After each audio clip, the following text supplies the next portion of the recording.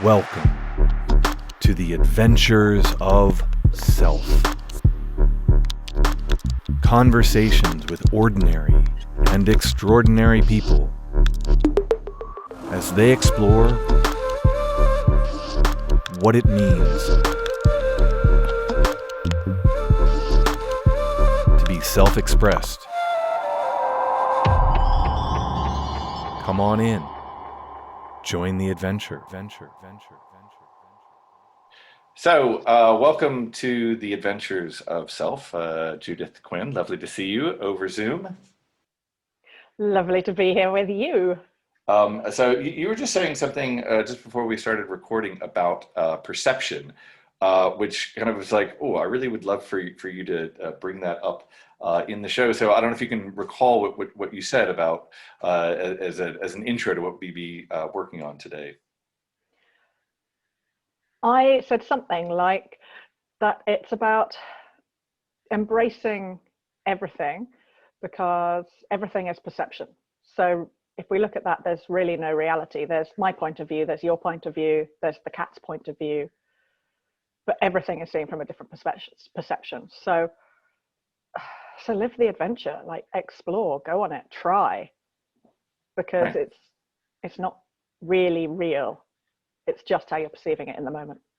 Right. Okay. Well, cool. That's a very bold start for us. That's an excellent start this afternoon. And so, like, it sounds a great way to start. Like, okay, so this bold kind of adventure. So, like, what is that for you? I mean, So when you said about adventure, and I was thinking, well, I don't, and this is where the perception feeling came from, because I don't see myself as that adventurous or brave.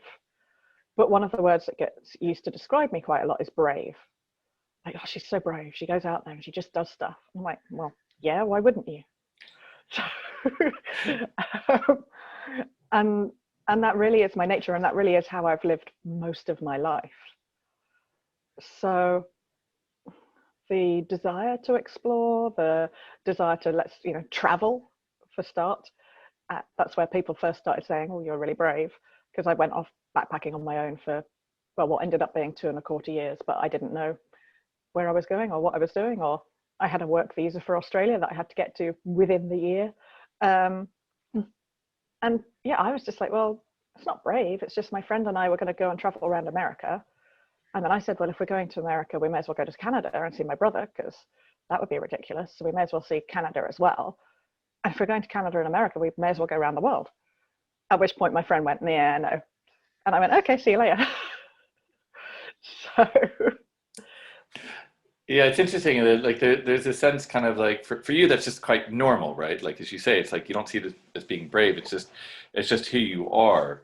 Um, but there is this, like as you said, going back to what you said at the beginning, like this idea of perception, right? So we can choose an adventure not because it's some sort of like risky, dangerous undertaking, but just because it takes us on a journey, right? And we choose, and that can be done in like an infinite number of ways, right? You talk about like going traveling for 2.5 years, but one of the points like that I've been talking about here, and one of the reasons I wanted to have you on is that adventure takes on many different forms, right? And so yeah, like this was your the next step I was going to come to. It's like that the adventure doesn't have to go outside your front door. In fact, the most scary adventure that I've been on is the internal journey of facing my personal, emotional, mental demons.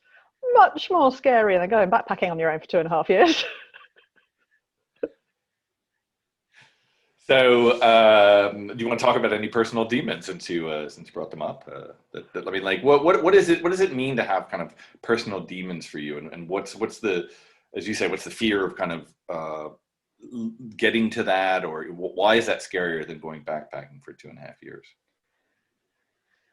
Well, given the work that I do, which I know you know, but for those who don't, it's helping people find their true voice, helping people express themselves. And I see all the mental, emotional barriers that come up to recognizing our truest truth. And for me, that was my probably biggest adventure in the last 4 or 5 years, and the scariest. The scariest because, particularly with looking at who we are and looking at our perception, like all the thoughts that we've made up to be reality. And then if you get underneath that and you discover there is actually something else, you then have to be prepared to admit that you've been wrong most of your life. Mm. And facing that can be terrifying. But if you look at it maybe as an adventure, as okay, this is going to be interesting, then there's always gold to be found. But you just very often don't know where that gold's going to be. Like, like the gold rush in New Zealand or America or wherever in the world there's been a gold rush. People didn't know they were going to go find gold. They heard it was there and they went digging for it. And some people found it and some people didn't. And some people gave up right before. And I think that's the same as your internal journey. You know when there's something off. Like you don't come to a podcast like this without having had some tingling in your awareness of, man, there's something about me that I need to move forward or release or recognize.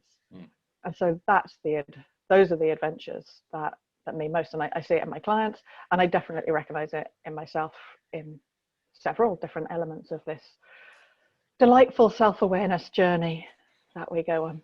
Yeah, and I think just to round off, and I want to move into something else, is the thing that you kind of mentioned about that journey, right? There's all the demon stuff that we have to go through, the kind of pacifying or wrestling with demons. But it is because there's this assumption that there is gold at the end, right? And now that gold's obviously quite abstract and metaphoric, right? And so we do have to go looking for that, but it's like that's the journey, the adventure is to uncover that gold. And I think what's similar with that you and I understand is that gold has a particularly unique character. So each diamond as an individual is cut quite differently. And so you spoke about, I mean, although we do similar work, yours has a very particular focus to it, and talk about true voice, right? So obviously you're very focused on the voice and how we express ourselves. So yeah, just talk about kind of why that's the entrance point for you, and very powerful one. The why is because I feel I have always spoken my truth, whatever that truth has been to me at that time, because my truths have changed, and I had to learn to accept that I'd been wrong for 4 years ago. 2016, summer 2016 so we'll talk about one of my demons was what I now refer to as my blip, and what I then referred to as being slightly suicidal, because I felt like I was, not good enough to be actually properly suicidal. I only had thoughts. I didn't make plans or actions. So if you want to really look at it in that way, it's quite amusing. But I've always spoken my truth, particularly for other people. And I think a big part of that is because growing up, I believed, and again, it was a belief, that my mum did not. She didn't speak up for herself. She didn't. So my dad had lots of affairs, and he's Irish, so obviously he drinks too much, and sometimes that would be nasty. No physical abuse or anything like that, but smashing up the living room or stuff like that, as you just go, and you do that uncertainty of not knowing where you stand with a parent who drinks too much, and then another parent who wouldn't or couldn't or in my perception didn't speak up or stand up or say no, or that's out of order, or so that's probably my why, because I grew up just going, oh, for goodness sake, right, but just ask for what you want, or do what you want, or follow your passion. And I would speak up for people a lot. I would be the voice for other people. And very long story short, I always wanted to be an actress, so I was an actress, but as most people know, acting isn't what everyone thinks it is. So 95% of actors are out of work most of the time. I've also always been an intuitive and natural healer, and I combined those together, and then I trained as a life coach and brought all of that together to what I do now. So being able to express yourself for me is the key to so many people. I see so many people stuck in their patterns of what they think they're allowed to go for, what they think they're allowed to ask for, or that they don't speak up for themselves. Some people might speak up for other people, but they never speak up for themselves or ask for themselves. And that ability to say no without feeling guilty, right? To go for the promotion or to promote yourself without fear of other people thinking that you're too big for your boots, or who am I to go for that? To be able to say yes and go on the adventure, to be able to say yes, even if you don't know how or why, but it just feels true. That is, for me, like when you have the ability to say that, when you have the ability to express yourself, then everything else in your life opens up. Mm. Because if you don't know what you want, if you're living a life by shoulds all the time, then how can you ask for what you need, and how are you going to move forward? So that's why the voice to me is so important. And also because I'm an actress and everything is about words and communication. And if you're not expressing yourself, then someone else, then you're a puppet, right? So being able to free yourself and go on that huge adventure, and finding your voice is a big emotional adventure. I've had people have PTSD triggered from, figuring out that, oh, that's the reason I can't speak up for myself. And it's something from their past that they'd either forgotten about or they knew existed, but they kept smothered down. So it can be a huge adventure and a very scary one. But when you were talking about the why, it's because when we come out the other side, like there is no way today that I would not have had my blip in 2016. In fact, the person who was my trigger for that blip, it wasn't to do with him, it was to do with my dad issues, right? So, but he was the trigger, and he is still one of my best mates. And I am so grateful for our slightly weird, messed up relationship back then that triggered all of that stuff, that made me look at and find my truest truth, forced me to let go of beliefs that I'd thought were true, forced me to go on that adventure. Because it's such a relief when you come out the other side. Yeah, and I think what you demonstrate is, the wholeness, I think that you've created for yourself. I mean, we started on this journey, like you say, I think about 5 years ago. So we've seen each other in more limiting based mindsets, let's say, as we were both going through the challenge of coming to ourselves, and there is this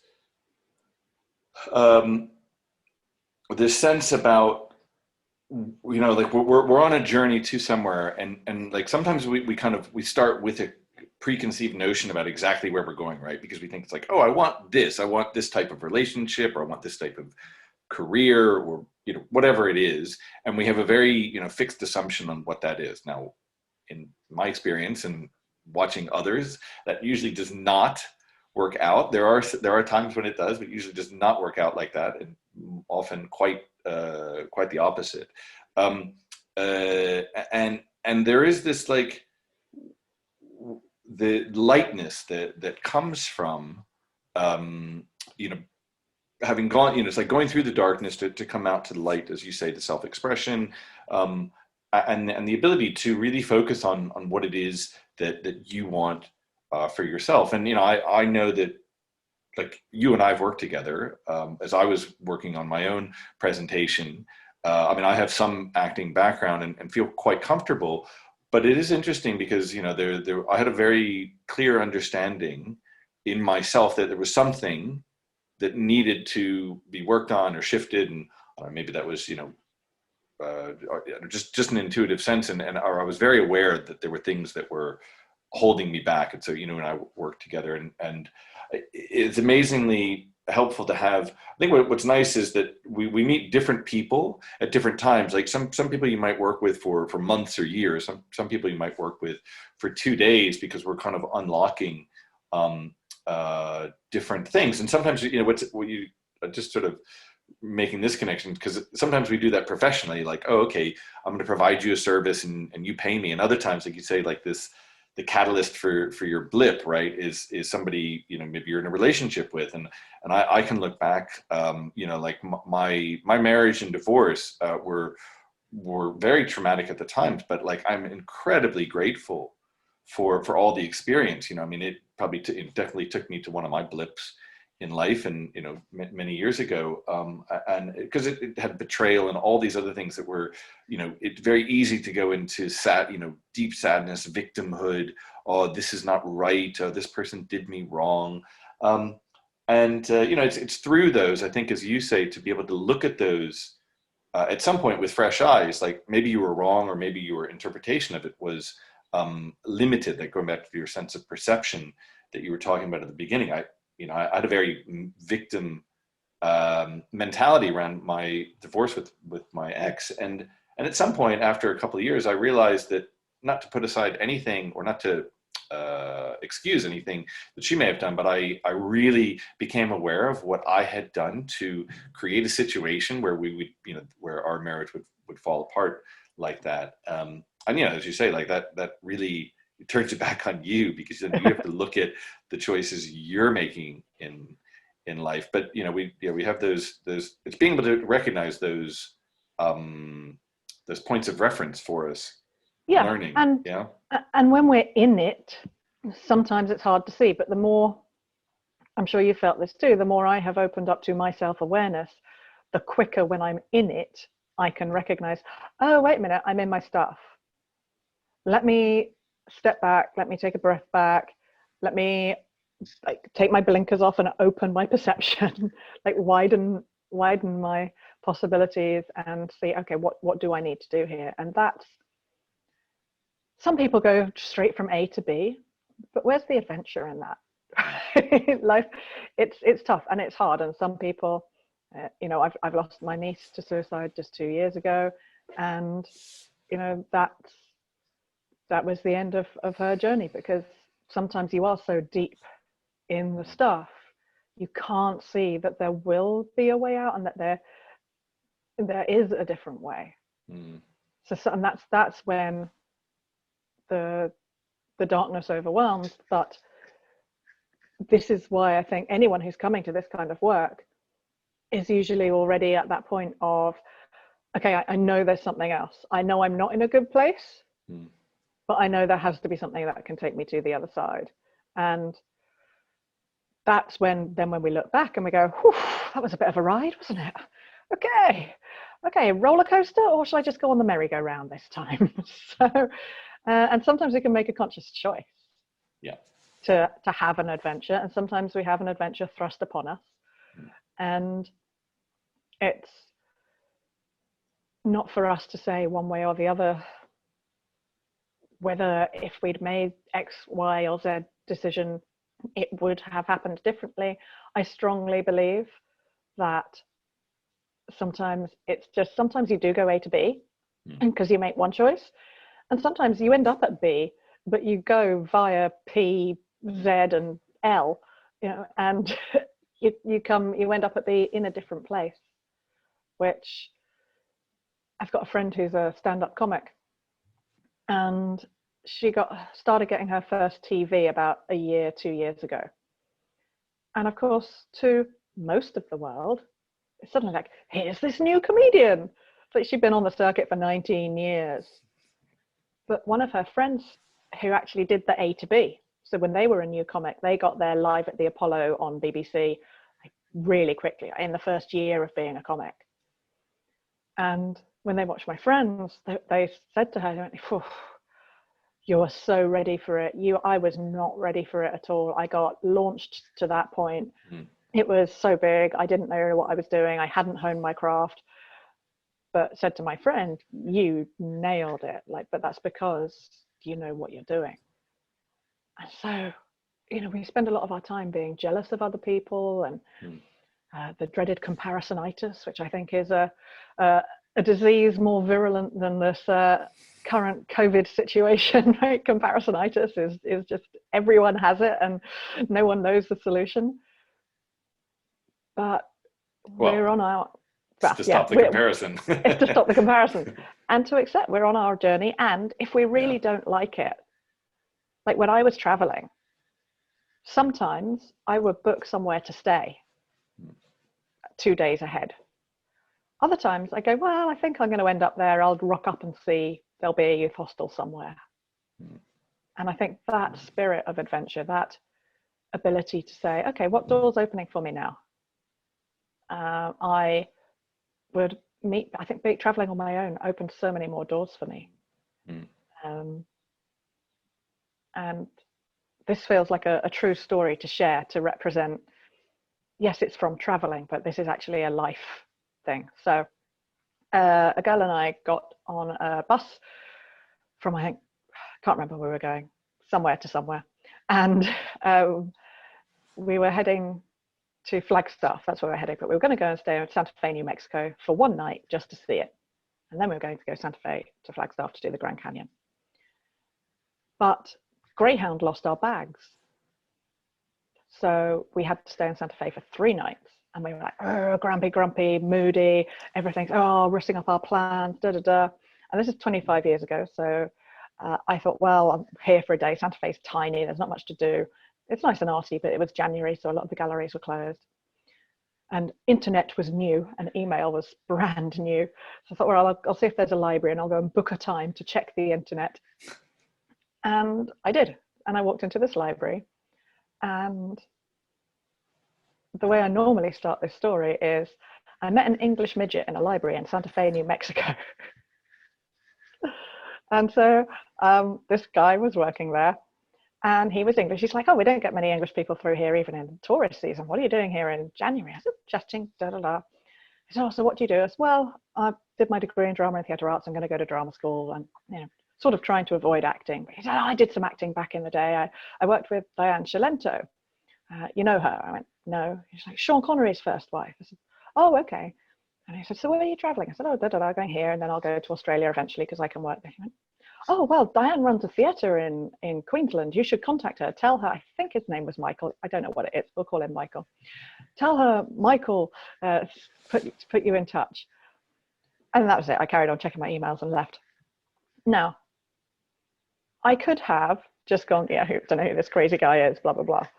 But when I got to Australia, I phoned directory inquiries and I said, oh, I can have a number for, because that still existed then too. Can I have a number for Karnak in Queensland? And they gave me the number and I phoned. And I was like, hello. It's like, can I speak to Diane, please? Diane speaking. I was like, oh my God, I'm terrified at this point. She was terrifying. And so I related the story and I said, so he said to get in touch. Well, where are you? Melbourne. Are you coming to Queensland? Yes. When you get to Queensland, call me. And she put the phone down. And again, right, she was terrifying. So I could have let that stop there. But when I got to Queensland, I thought, no, it's just, I'm intrigued. So I called and she went, can you waitress? Yes. Good. Get here tomorrow night. I'm doing something for the Olympic Committee to see if they want to use one of my songs for the Olympics. And then I'll talk to you the next day when the important people have gone. Again, I could have just gone, sod this, I'm going to go to a youth hostel and chill out with easy people. But I ended up living with Diane for 2 months in the rainforest, in the middle of this just beautiful, in far north Queensland. I stayed there. She said, what are you doing here? I said, backpacking, and then I'm kind of low on money, so I'm going to get a job in one of the hotels in Port Douglas, and then I'll carry on traveling. Well, if you stay here, you won't pay rent, so you'll save more money, won't you? I was like, I think that was an invitation to stay. Okay. And again, at that point, I could have gone, all right, no, she's a bit weird, and not. But I had the most amazing 2 months. She introduced me to some meditation techniques. I had a real step forward in who I was living there. She was fascinating, and her parents were doctors, and to do with recognizing that vitamin C and iron was needed in the body to absorb iron. And so she had stories of meeting, Noel Coward, and obviously a couple of Sean stories, but not many. But so all of that would not have happened if I hadn't been open to the adventure. And that's the point of this story. It's you don't have to travel to have experiences like that. You have to have the courage, the ability to say yes. okay, I'll give it a go. And you might have to take action. And so I got to Australia. I had to remember to make that phone call to find out about Karnak. I then had to take the action to not be scared of her and call again when I got to Queensland. Then I had to go, well, you know what? I've got nothing to lose. I'll go and stay. And that for me is the adventure of life, is the ability to go with what feels open and good and true, and to recognize when there's a clear no as well. You know, but yeah, so that's about having that courage to say yes, and to explore and trust in yourself that you'll know if something's not right for you, and then you'll get out of it. I think, yeah, for me, what's comes through in your story, I know you talk about, yes, there is action to take, but there's this openness. So there's this openness to possibility. And I talk to, you know, I do talk to other people who say, well, you know, you go off and onto these adventures and do all these brave things, but as you say, there's just an openness to it, right? So, you know, it all started for you going to check your email in a library, right, in Santa Fe, a little upset, right? But you had to be open of some sentiment to hear what this gentleman had to say, and even in the conversation to begin with, right? There's just like, well, let me have a conversation, right?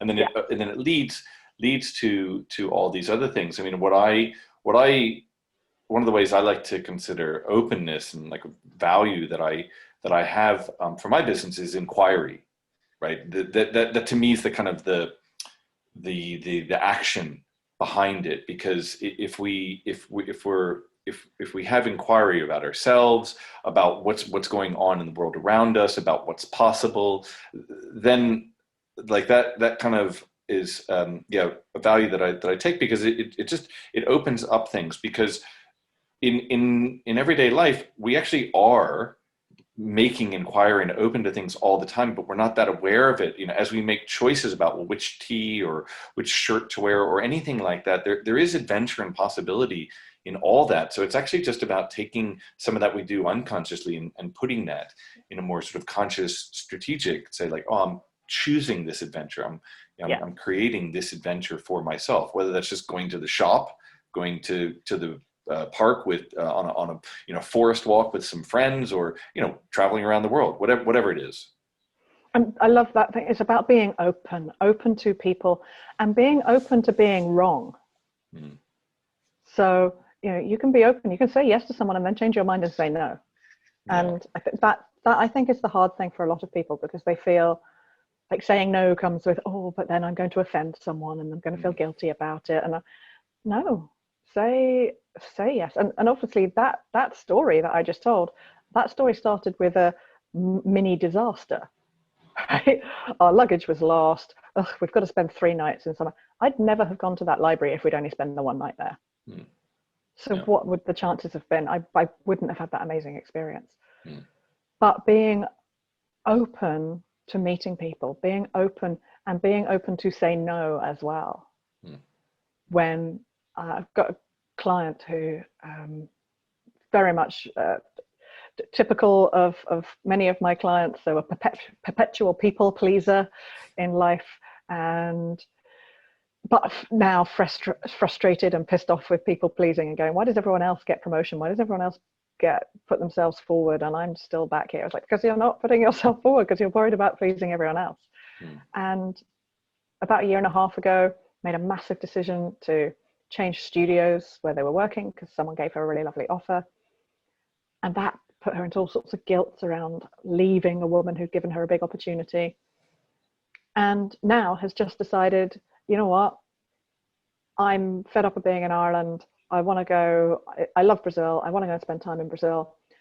And she, 1.5 years ago, would have been in agonies for months about having to say to the guy who runs the studio where she now works out of, this is what I'm going to do.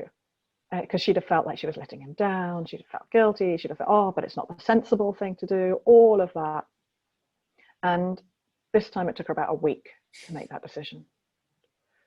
And that's because she's opened herself up to the possibility of changing her perspective that she's not responsible for everyone. She's not responsible for other people's income. She's not responsible for other people's emotions. Even her clients who she sees, she's not responsible for their life. They are. She provides an amazing service for them. But having that ability to actually find out who you are, that is the biggest adventure. And I think that is our life adventure, right? Our life, we'll get to the end of it. I'm sure, chat to me in 30 years time and I'll be like, oh my God, me at 47, I knew nothing. Chat to me in 3 years time, I'll probably say that. Yeah, there's a real, I really get that sense. It's like we're always becoming who we are, right? And Emerson speaks about that in his essay on nonconformance. It's like, if I say something today and say something completely opposite and contradict myself, so be it. Like, if I'm truthful in both circumstances, then that's all that matters to me. I'm paraphrasing, but that's basically, his, like, and whatever you are today, you stand in that, right? And if that be 180 degrees the other way tomorrow, then you stand in that, and not for the sake of being controversial, but just because that's your truth, whatever that is, because you may learn something new that challenges the way you assume something. And that brings us full circle back to when I was talking about being able to change your perception. And the scariest thing about that is being able to admit that you were wrong. So my truth for years was, I hate my dad. Right? Because he made mum cry a lot because he had lots of affairs and drank too much and wasn't responsible or reliable, or he didn't even know if he'd promise one thing we're going to do at the weekend and then he'd have a hangover, so we wouldn't do it. It's simple as that. So my truth for years was, I hate my dad. Probably till well into my early 20s. Then probably somewhere around my mid 20s, my truth became, I'm indifferent to my dad. Completely indifferent. Whatever. Then my early 30s, it was, well, he is my dad, but whatever. And then in my mid 30s, when I really sort of started delving a little more and deeper into my self-awareness, not just the spiritual work, which I've always been involved in, but actually the self-awareness, looking at myself work, I came to compassion for my dad. And my truth was, well, I don't understand. I don't know what he's been through in his life to make him so insecure that he had to have God knows how many affairs and drink too much. So I have compassion for him. And then when I had my blip, when I had the trigger and my blip, I found my truest truth, which is the thing I've been denying my whole life, which was, I want to be wanted by my dad. And I felt unwanted. So then, thankfully, because my father was still alive, I made the choice to go and have the most challenging conversation I've ever had in my life and ask him the simple question, did you ever really want me in your life? And the challenge wasn't if he said no. The challenge was me accepting it and believing him if he said yes. Because that meant I had to let go of a lifetime's false truth. But it doesn't stop them having been truth at that time for me. And he said, of course I did, yes. I was like, oh, turns out my dad loves me. Who knew?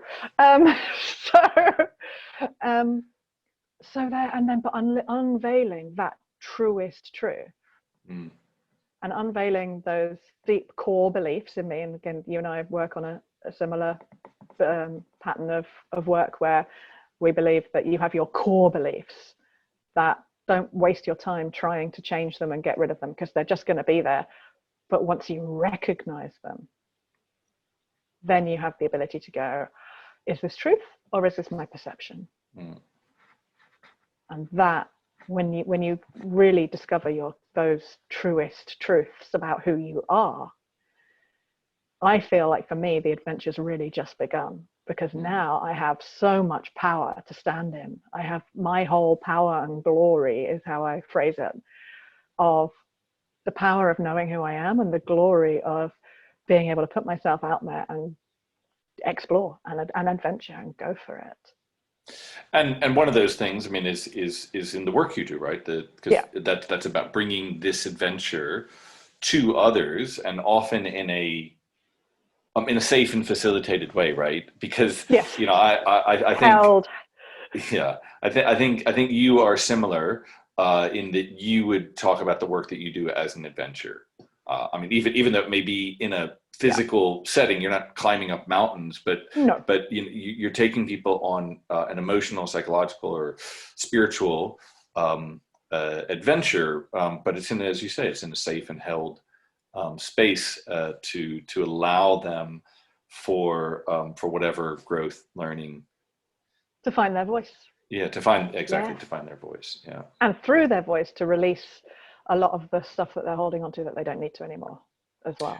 So that's the genius of it. And even that is an adventure of, most people only use a tiny, tiny, tiny little bit of their voice.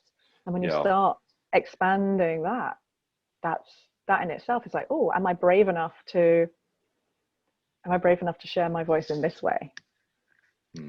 Yeah, there was something you were mentioning earlier, I think, a client you had, and it was reminding me, because in the work that you and I did, often we may know that there's something holding us back, right? And what's really beautiful about the work that you do is you bring that into voice, right? Because we're so used to expressing ourselves vocally, and we may think that we are self-expressed. We may think, oh yeah, well, I'm expressing myself truly. And there are many ways that you demonstrate to people. It's like where or how you are not.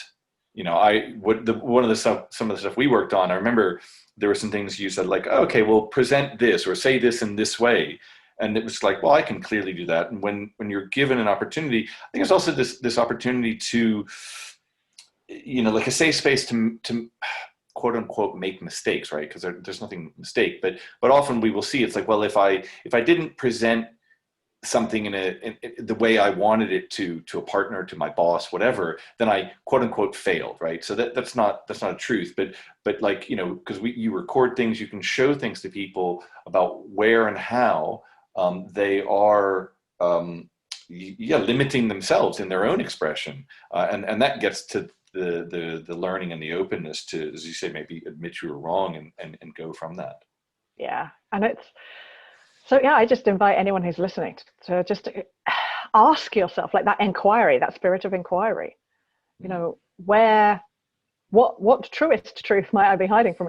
So this truth that I say, is it really true, or is this a belief that I have? Is this, am I open to other people's perspective? Am I open that? And this is the biggest challenge, is very often, the reason people have challenges expressing themselves is because they don't want to say anything unless they know everyone's going to agree with them. Like, I can tell you now, like, you don't like everyone, so why on earth should everyone like you? Right? That's when we get rid of that worry, right? Then you can start having more adventures. When you stop worrying about everyone liking you, then you can open yourself up to so much more. Yeah, that's beautiful. Cool, thank you. Yeah. As an actor who loves a round of applause and wants everyone to love her, I trust me, I've been there.